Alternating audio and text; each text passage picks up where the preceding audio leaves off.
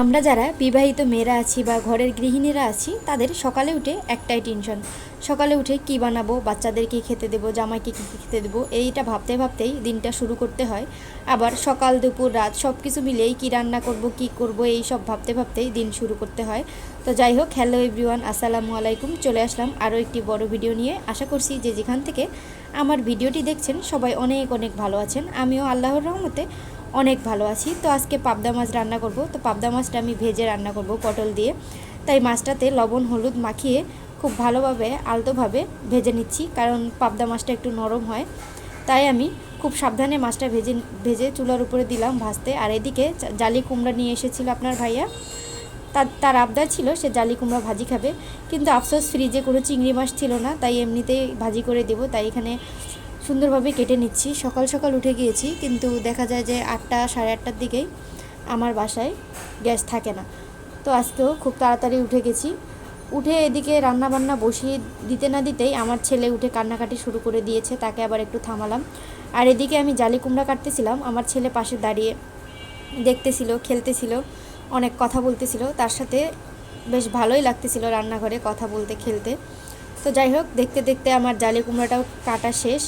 তো এখন কুমড়াটা একটু পানি দিয়ে ধুয়ে আমি পানি ঝরাতে দিব। আর এদিকে আমার মাছটাও ভাজা হয়েছে, মাছটা তুলে নিলাম। নিয়ে এখানে সব ধরনের মশলা, কাঁচামরিচ, পেঁয়াজ দিয়ে লবণ হলুদ মরিচের গুঁড়া জিরার গুঁড়া দিয়ে খুব ভালোভাবে মশলাটা একটু কষিয়ে নিলাম সামান্য পানি দিয়ে।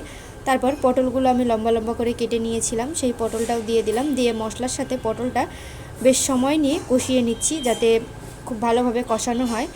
তো এ পর্যায়ে আমার পটলটা প্রায় কষানো শেষ। আমি একটু ঢাকনা দিয়ে ঢেকে দিব। ঢাকনা দিয়ে 5 মিনিট রাখার পর হালকা একটু পানি ছাড়ছিল। পরে আবার আমি সামান্য পরিমাণ পানি দিয়ে দিচ্ছি সেদ্ধ হওয়ার জন্য। তো এই পর্যায়ে আমার পটলটা প্রায় সেদ্ধ হয়ে গিয়েছে। আর উপর থেকে এখন পাবদা মাছগুলো দিয়ে দিব। দেওয়ার কিছুক্ষণ পরেই মাছের তরকারিটা হয়ে গিয়েছে। তো ধনিয়া পাতা দিয়ে এখন আমি নামিয়ে ফেলবো। আমার পাবদা মাছের তরকারিটা প্রায় শেষ। এখন এদিকে আবার এই যে পাবদা মাছের তরকারিটা নামিয়ে ফেলেই কড়াইয়ের উপরে আবার অন্য একটা চুলার উপরে কড়াই বসিয়ে দিলাম। দিয়ে এখানে কড়াইয়ের মধ্যে লবণ হলুদ একটু পেঁয়াজ একটু কাঁচামরিচ দিয়ে খুব সুন্দরভাবে আগে মশলাটা কষিয়ে আগে থেকে কেটে রাখা জালি কুমড়াগুলো দিয়ে দিলাম। দিয়ে খুব ভালোভাবে নাড়াচাড়া করে নিচ্ছি, মশলাটা কষিয়ে নিচ্ছি। গ্যাসের অবস্থাও বেশি ভালো না, কারণ দেখা যাচ্ছে যে গ্যাস প্রায় শেষ হয়ে যাবে। তো ওইদিকে চুলায় ভাজি বসিয়ে দিয়ে ছেলেকে সামলাতে গিয়েছিলাম। ছেলেকে ছেলের ব্রাশ করানো, খাওয়ানো, পানি খাওয়ানো সব কিছু শেষ করে এসে দেখি আমার ভাজিটা প্রায় হয়ে গিয়েছে। পরে খাওয়া দাওয়া শেষ করে তো আমার শাশুড়িরাও বাড়ি থেকে আসবে আজকে। তো যাক, ভাবলাম যে আরেকটু মাছ রান্না করি। তো এখানে রুই মাছ আমি ছোট ছোট করে কেটে রান্না করব, তাই পেঁয়াজটা আগে খুব সুন্দরভাবে তেলের সাথে ভেজে নিলাম। তারপর এখানে হলুদের গুঁড়া মরিচের গুঁড়া জিরা গুঁড়া একটু পানি দিয়ে মিক্স করে নিয়ে সেই মশলাটা ঢেলে দিলাম। তারপর মশলাটা খুব ভালোভাবে কষিয়ে যে টুকরো টুকরো করে রাখা রুই মাছগুলো ভালোভাবে এখন দিয়ে দিচ্ছি, মশলার সাথে কষিয়ে নিচ্ছি যাতে ভুনা ভুনা খুব ভালো হয়। তো যাই হোক, মাছটা ভুনা হয়ে গিয়েছে কষানো। এ পর্যায়ে আমি পানি দিয়ে দিলাম সামান্য সিদ্ধ করার জন্য। তো পানিটা দিয়ে অন্য চুলায় গ্যাসের চুলায় দেখা যাচ্ছে যে কারেন্ট গ্যাস এসে গেছে। তো এখন একটু ডাল বসিয়ে দিলাম ওই চুলায়। আর এই যে দেখেন আমার মাছের তরকারিটার ফাইনাল লুক। তো এই তরকারি বসিয়ে দিয়ে আমি আবার ঘর টর গোছানো সম্পূর্ণ কাজগুলো সেরে ফেলেছি এই ফাঁকে।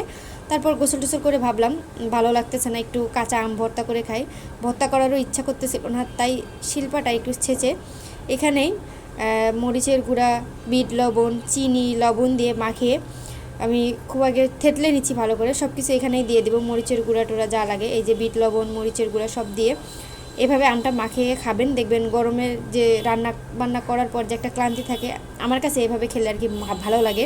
তো আপনারা ওইভাবে ট্রাই করে দেখবেন, খেতে কিন্তু অনেক মজা লাগে। তো আমি আম খাচ্ছিলাম। তো যাই হোক, আজকের ভিডিওটা এই পর্যন্ত। সবাই ভালো থাকবেন।